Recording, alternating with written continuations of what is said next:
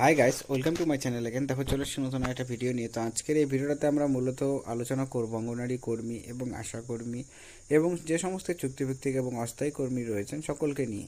এখানে যে বিষয়টা সবচেয়ে উল্লেখযোগ্যভাবে উঠে আসছে সেটা হচ্ছে যে 5 লক্ষ টাকা করে এককালীন কর্মীরা পেয়ে যেতে চলেছেন। তো এটা একটা অবাস্তব কর্মীদের মনে হতে পারে যে এককালীন 5 লক্ষ টাকা কীভাবে করে কর্মীরা পেতে চলেছেন।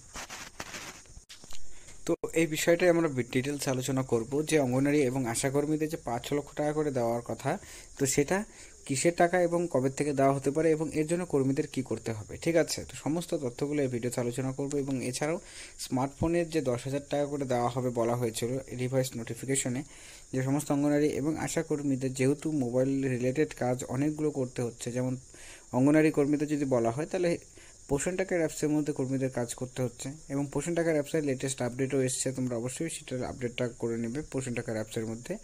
তো যাই হোক, তো সেক্ষেত্রে যে 10,000 টাকা করে কথাটা বলা হচ্ছে, সেই 10,000 টাকা করে কিন্তু কর্মীরা সরাসরি পেয়ে গেলে তাহলে পরে অনেকটাই কিন্তু বেনিফিট তারা পাবেন। ঠিক আছে, কারণ অনেক আছে যাদের মনে করে স্মার্টফোন ঠিকঠাক করে কাজ করছে না, কারণ নিজস্ব স্মার্টফোনই ইউজ করতে হচ্ছে। এই ক্ষেত্রে সরকারের তরফ থেকে কোনো রকম স্মার্টফোন দেওয়া হয়নি, যদিও কিনা প্রতিশ্রুতি দেওয়া হয়েছে এবং নোটিফিকেশনও রিলিজ করা হয়েছিল যে স্মার্টফোন দেওয়া হবে। স্মার্টফোনে 10,000 টাকা করে দেওয়া হবে, প্রথমত 8,000 ছিল, পরে সেটাকে 10,000 টাকা করে দেওয়া হয়েছে।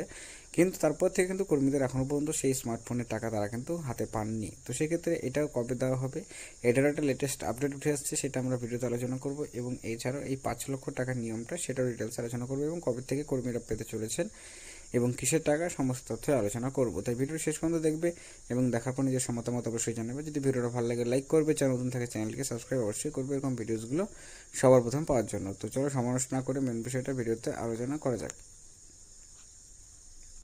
সো প্রথমত বলে দিচ্ছি যে এখানে 5 লক্ষ টাকা করে কথা বলা হচ্ছে, যে এটা হচ্ছে তোমাদের রিটায়ারমেন্টের পরে যে টাকাটা। ঠিক আছে, মানে গ্র্যাচুইটি টাকা বলতে পারো।